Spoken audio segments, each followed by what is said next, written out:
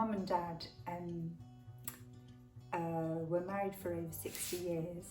My mum was from the south of Ireland and my dad from the north of England, and they met when Dad and his sister went on a holiday to Ireland, so it was like a holiday romance. Dad got dementia, diagnosed in 2012. Mum looked after him at home right through as far as she could, but it all became too much and we needed to seek care. So initially Dad went into a care home in Cambridgeshire, but then we moved them both over here to Birmingham. Mum moved in with Dad for residential care, so that she could be really close alongside him. So really we did the long journey, about 7 years dementia journey with Dad, who died then end of 2018. Mum stayed in the same room where she'd been all throughout in that particular care home. But she was pretty well towards, up to the end. Then there was an accident such that she broke her leg and she never really completely got back on her feet. I think really it presaged the way for her to make her exit gradually. She was 96 and she then died last August. I am proud of what we achieved with the funerals. I think it felt like a really honest process that we had, and I felt that we had space to feel our way with what we wanted to do, and that it emerged as we went along. We decided that we wanted to have as natural just environmentally a funeral as we could. A friend of ours had been very into that, and we'd gone to a workshop she'd done actually, which sort of raised my awareness a number of years ago about the impact of funerals in environmental ways. And I had that book, I can't remember, the Good Death book.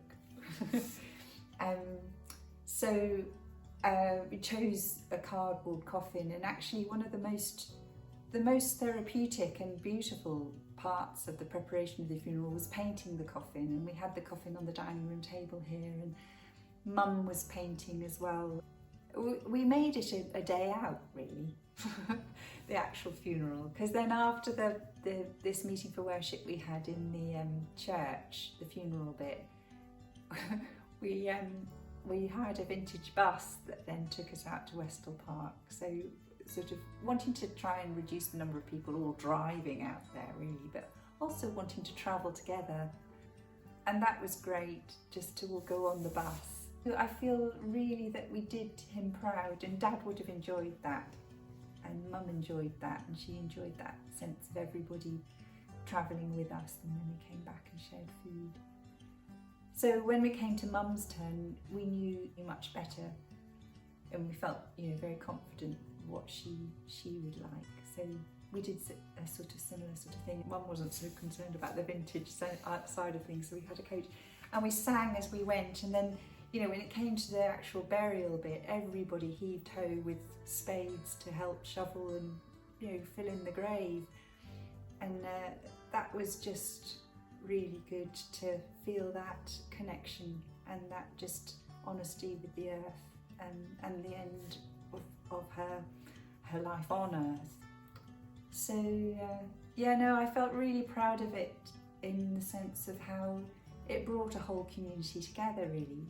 I think it's really important for a community to have the opportunity to come together to mark that person's passing when the time comes, but also for those people to come together to meet each other, to share and support one another really.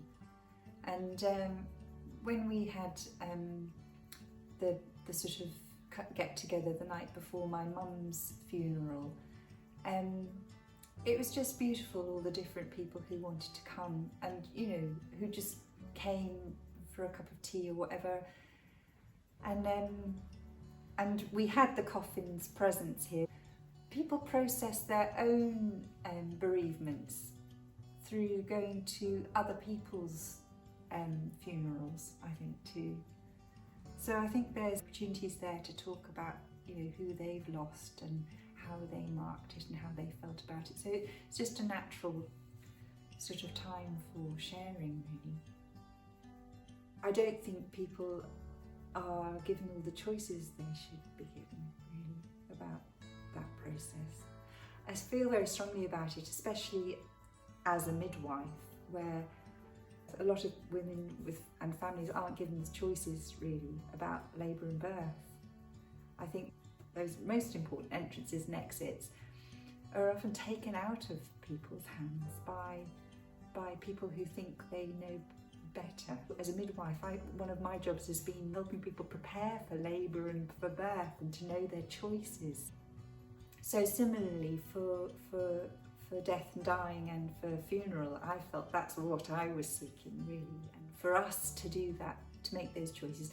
Of course, some people don't want to make those choices, and that choice is a choice, and that's fine. But I wanted to be involved with those choices because that's how I am.